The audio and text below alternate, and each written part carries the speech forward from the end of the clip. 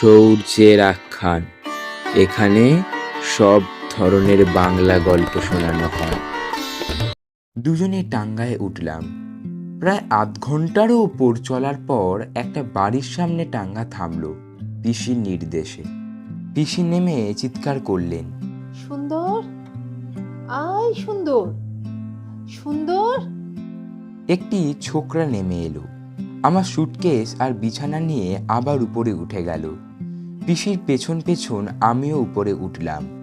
মাঝারি সাইজের একটা ঘরের দিকে আঙুল দেখিয়ে পিসি বললেন, ওই ঘরটা তোর, যা জামা কাপড় ছেড়ে নে, আমি জল খাবারের বন্দোবস্ত করি।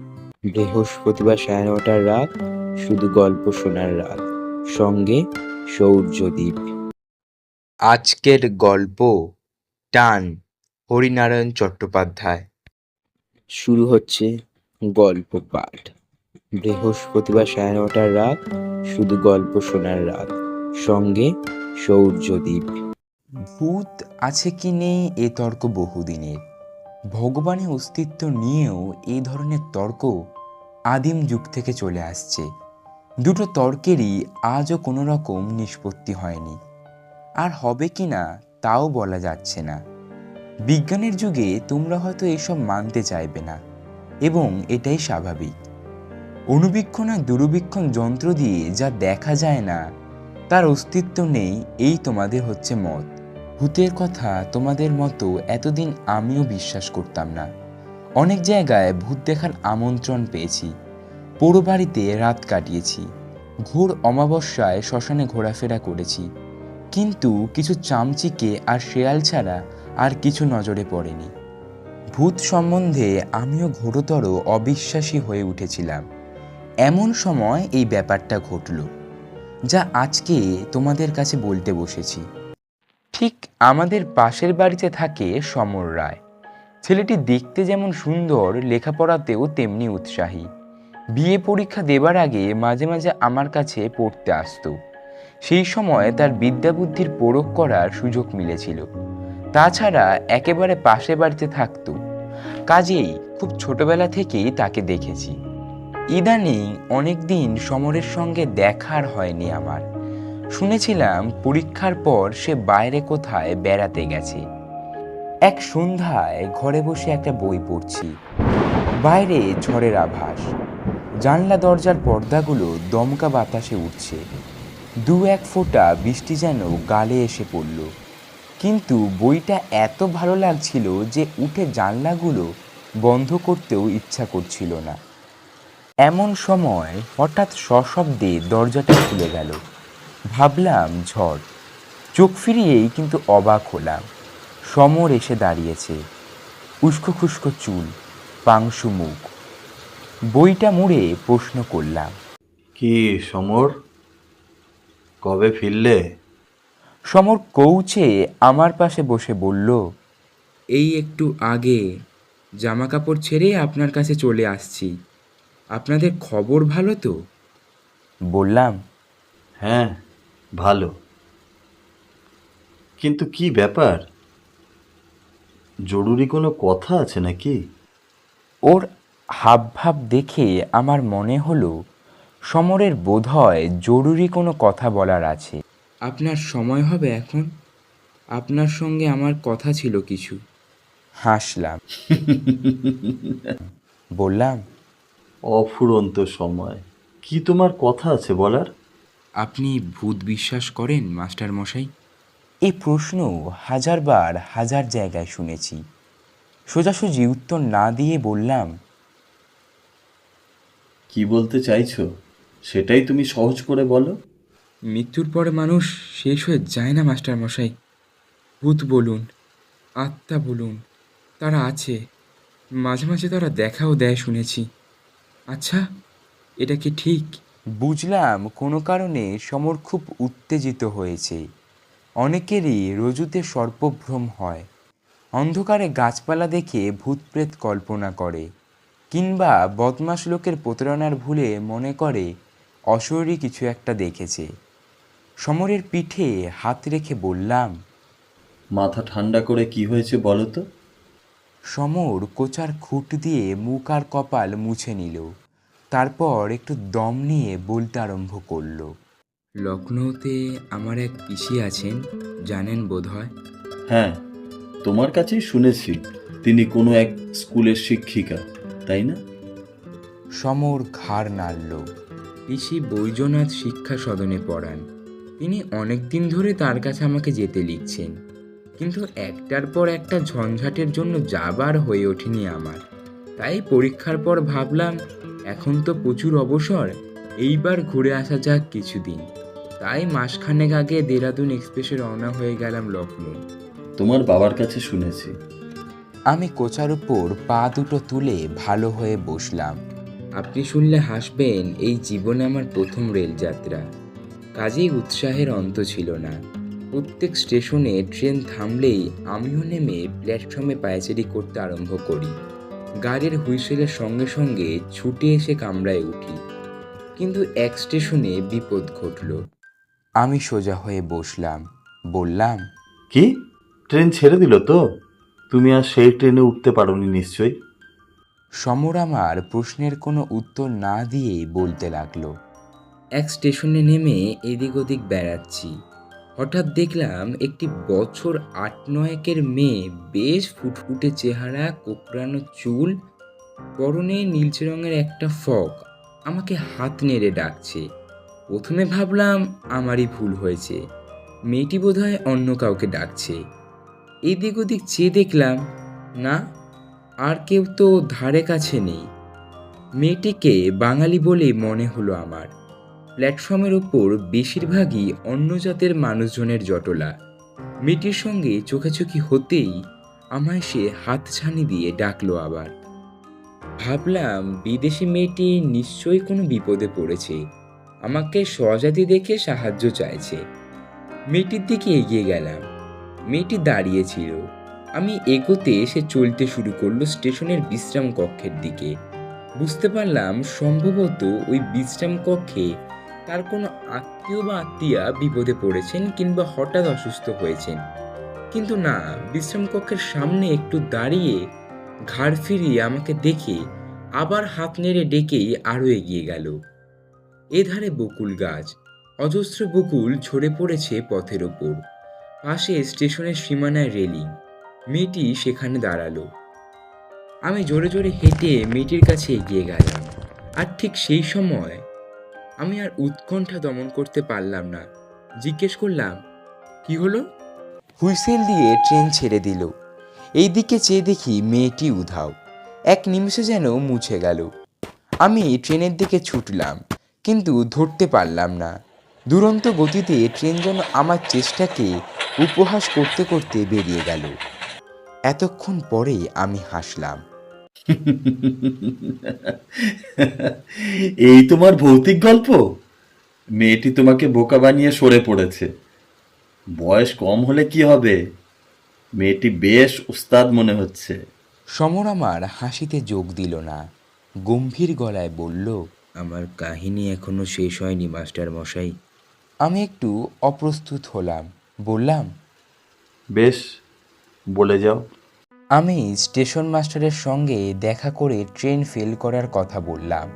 তিনি পরের স্টেশনে ফোন করে দিলেন, যাতে তারা আমার বিছানা আর সুটকেসটা নামিয়ে রাখতে পারে। এর পরের ট্রেন রাত 9:30। হাতে অঢেল সময়। সমস্ত বিশ্রাম কক্ষগুলো তন্ন তন্ন করে খুঁজলাম। কয়েকজন দেহাতি যাত্রী বসে আছে, মেয়েটি কোথাও নেই। স্টেশনের বাইরে বসে কয়েকটা টাঙ্গাওয়ালাকে মেয়েটির কথা জিজ্ঞেস করলাম, তারা কেউ কিছু বলতে পারল না। আশ্চর্য লাগলো, চোখের সামনে থেকে মেয়েটি কি করে নিশ্চিহ্ন হয়ে গেল। এমন সুন্দর দিনের আলোয় কোথায় এসে চলে যেতে পারে? আশ্চর্য হবার আমার আরও বাকি ছিল। রাত 7:30 নাগাদ সারা স্টেশনে হয়েছই, সবাই খুব ব্যস্ত। গিয়ে খবর নিয়েই চমকে উঠলাম, দেরাদুন এক্সপ্রেসের সঙ্গে এক মালগাড়ির ভীষণ ধাক্কা লেগেছে। অনেক লোক আহত হয়েছে, মারা গেছে বেশ কয়েকজন। আপাতত সব গাড়ি বন্ধ। দু একটি রিলিফ ট্রেন সাহায্য নিয়ে ছোটাছুটি করছে। স্টেশন মাস্টারের কামরায় খুব ভিড়। অনেকেই আত্মীয় স্বজনের খবর নেবার জন্য ব্যাকুল। ভিড় কমতে খবর পেলাম দেরাদুন এক্সপ্রেসের সামনের 4খানা বগি একেবারে চূর্ণ বিচূর্ণ হয়ে গেছে। সামনের 3 নম্বর বগিতে আমার থাকার কথা। সেই মুহূর্তে নতুন করে আবার মেয়েটির কথা মনে এলো। মেয়েটি যদি হাতছানি দিয়ে আমাকে ডেকে না নিয়ে যেত, তাহলে আমার কি অবস্থা হতো ভেবেই শিউরে উঠলাম। সেই রাত্রে 2টো টেলিগ্রাম করলাম, একটা কলকাতায় বাড়িতে আর একটা লখনৌতে পিসির কাছে। লিখে দিলাম যে ভাগ্যক্রমে দুর্ঘটনার হাত থেকে আমি বেঁচে গেছি, পথে এক স্টেশনে আমি নেমে পড়েছিলাম। লাইন ঠিক হতে দিন 2 লাগলো। আবার একদিন লখনৌ রওনা হলাম পিসিকে খবর দিয়ে। সারা রাত সেই মেয়েটির কথা ভাবলাম। বিধাতার আশীর্বাদের মতো মেয়েটি যেন আমার প্রাণ রক্ষা করতে এসেছিল, কিন্তু কাজ শেষ করে কোথায় মিলিয়ে গেল। পরের দিন 11টা নাগাদ লখনৌ পৌঁছালাম। স্টেশনে পিসি এসেছিলেন। খুব ছেলেবেলায় তাকে দেখেছিলাম, তবু চিনতে অসুবিধা হলো না। পিসির চেহারা প্রায় একই রকম আছে। প্রণাম করতেই বুকে জড়িয়ে ধরলেন, বললেন, খবরের কাগজে ট্রেন দুর্ঘটনার খবর পড়ে আমার যা অবস্থা হয়েছিল, কেবল মনে হচ্ছিল এর জন্য যেন আমি দায়ী। আমি বারবার তোকে আসতে লিখেছিলাম। তারপর তারপর তোর টেলিগ্রামটা পেয়ে ধরে প্রাণ এলো। কি ব্যাপার বলতো? সব ব্যাপারটা বললে পিসি হয়তো বিশ্বাস করতেন না, বিশেষ করে তিনি যখন বিজ্ঞান পড়ান। কাজেই মেয়েটির ব্যাপারটা বেমালুম চেপে গিয়ে বললাম, চা খেতে একটা স্টেশনে নামতে ট্রেন ছেড়ে দিল, ছুটে গিয়েও ট্রেন ধরতে পারলাম না। পিসি স্বস্তির নিঃশ্বাস ফেলে বললেন, ভগবান বাঁচিয়েছেন তোকে। জন্ম জন্ম যেন তোর চা খাওয়ার নেশাটা থাকে। দুজনে টাঙ্গায় উঠলাম। প্রায় আধ ঘন্টারও ওপর চলার পর একটা বাড়ির সামনে টাঙ্গা থামলো পিসির নির্দেশে। পিসি নেমে চিৎকার করলেন, সুন্দর, আয় সুন্দর, সুন্দর। একটি ছোকরা নেমে এলো। আমার সুটকেস আর বিছানা নিয়ে আবার উপরে উঠে গেল। পিসির পেছন পেছন আমিও উপরে উঠলাম। মাঝারি সাইজের একটা ঘরের দিকে আঙুল দেখিয়ে পিসি বললেন, ওই ঘরটা তোর, যা জামা কাপড় ছেড়ে নে, আমি জল খাবারের বন্দোবস্ত করি। শরীর খুবই ক্লান্ত ছিল। ঘরের মধ্যে ঢুকে একটা চেয়ারের উপর নিজেকে ছেড়ে দিলাম। এক কোণে একটা টেবিল, তার উপর বাতিদান, একটা আনলা, ছোট একটা খাট, দেওয়ালে গোটা 3 ছবি। সামনের ছবিটার দিকে চাইতেই সমস্ত শরীর বিদ্যুৎ পৃষ্ঠের মতো কেঁপে উঠল। উঠে দাঁড়িয়েই পড়লাম। মনে হলো ভয়ের কালো ছায়া আমাকে আবৃত করার চেষ্টা করছে। তাড়াতাড়ি বাইরে এসে ডাকলাম, পিসি, পিসি। পিসি বোধ হয় নিচের রান্নাঘরে ছিলেন। কোনো সাড়া পেলাম না, কিন্তু পিসিকে আমার একান্ত প্রয়োজন। আমি তাড়াতাড়ি সিঁড়ির মাঝ বরাবর নেমে আবার ডাকলাম, পিসি, ও পিসি। এতক্ষণে আমার ডাক পিসির কানে পৌঁছলো। হন্তদন্ত হয়ে পিসি সিঁড়ির কাছে এসে বললেন, কিরে, কি হয়েছে তোর? একটু এ ঘরে এসো তো। আমি ছুটে উপরের ঘরে এসে দাঁড়ালাম। হাঁপাতে হাঁপাতে পিসিও এলেন একটু পরে। কি হলো রে তোর? শরীর খারাপ হয়নি তো? এত এত ঘামছিস কেন? জামার আস্তিন দিয়ে কপালের ঘামের বিন্দু মুছে বললাম, না শরীর আমার ঠিক আছে, কিন্তু এই ছবিটা কার? এই যে। হাত দিয়ে সামনের ফটোটা দেখালাম। পিসি বললেন, ওটা টুনুর ফটো, আমার মেয়ে টুনু। তোমার মেয়ে? হ্যাঁ, তাকে তুই দেখিসনি? তোর জন্মাবার বছরখানেক আগে টুনু মারা গেছে টাইফয়েডে। বোধহয় বছর 8 হয়েছিল বয়স। শেষ দিকে পিসির কণ্ঠস্বর একটু গাঢ় হয়ে এলো, কিন্তু ঠোঁটটা কামড়ে থেমে গেলাম। পিসি বললেন, কিন্তু কি রে, কি বলবি বল? তুমি কি বিশ্বাস করবে পিসি? বিশ্বাস করবার কথা নয়। কথাটা বল, তবে তো বুঝবো। বিশ্বাস করবার কথা কি না? পিসি আমার ভাবভঙ্গি দেখে রীতিমতো বিস্মিত হলেন। টুনুদির সঙ্গে আমার দেখা হয়েছে পিসি। আমার কথা শেষ হবার আগেই পিসি ধপাস করে চেয়ারে বসে পড়লেন। ভাবলেন নির্ঘাত ছেলেটার মাথা খারাপ হয়েছে। একটু একটু করে সব বললাম। যখন শেষ করলাম পিসির চোখ দিয়ে টস টস করে জল পড়ছে। পিসি বিজ্ঞান পড়ান, কিন্তু একটি কথারও প্রতিবাদ করলেন না, কিছু অবিশ্বাস করলেন না, শুধু বললেন, ঠুনুই তোর প্রাণ বাঁচিয়ে দিয়েছে। এবার সমর আমার দিকে ঘুরে বসল। বলুন মাস্টার মশাই, কি করে এটা সম্ভব? মারা যাবার পরও কি আত্মার স্নেহ দয়া মায়ার টান থাকে? নিজের আত্মীয়দের বাঁচাবার জন্য তারা কি মানুষের দেহ ধরে আবার ফিরে আসতে পারে মরলোকে? বাইরে ঝড়ের সঙ্গে প্রবল বৃষ্টি শুরু হয়েছে। আম গাছের একটা ডাল জানলার পাল্লায় মাথা ঠুকছে অনবরত। জলের ঝাপটায় ঘরের অনেকখানি ভিজে গিয়েছে। সেই দিকে চেয়ে চুপ করে বসে রইলাম। কি উত্তর দেব সমরের প্রশ্নের? চিরদিনের জন্য হারিয়ে যাওয়া মানুষ নিজের লোককে বিপদ থেকে রক্ষা করার জন্য মায়া মমতার টানে আবার কি পৃথিবীতে ফিরে আসে? তাও কি সম্ভব?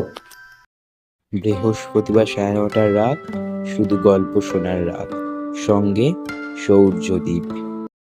গোটা মাস জুড়ে আমরা সেলিব্রেট করেছি বিপ্লবী মাস এবং শ্রাবণে ভৌতিক মহামাস।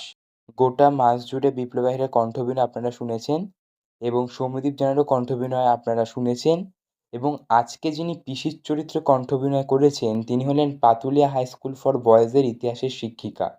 আমি পাতুলিয়া হাই স্কুলের নবম শ্রেণীর ছাত্র।